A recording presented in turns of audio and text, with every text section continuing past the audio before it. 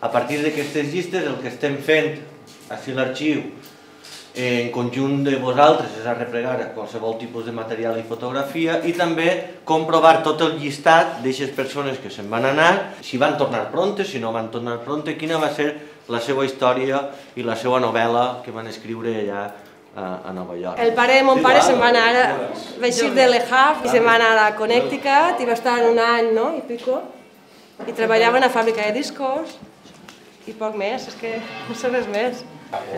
M'abuelo i m'abuela van anar 2 voltes, en el 1916 i després van tornar en el 1924.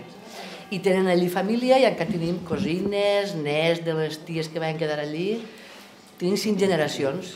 I on van anar? A Connecticut, des que van anar tots, troba. M'abuelo no era a Connecticut, era a Nova York. Se'n va anar de 9 anys perquè estava fart de traure fem així de les vaques a casa. Se'n va anar allà a descobrir el món. Va patir molta fam. Diu que menjava peix de plàtano i de taronja perquè no podia sobreviure. Diu que hi havia molta màfia i estava en l'entrada d'una empresa d'aquestes de construcció i els camioners només feien que dir-li si volien que posaven més camions per cobrar diners i ell va dir que no. Això li va suposar que el van despedir i l'home no va poder sobreviure allí. Se'n va vindre a Pego, va replegar a la dona, se'n van anar per allà, van parar en l'Havana. En l'Havana no els van deixar passar i se'n van tindre que tornar.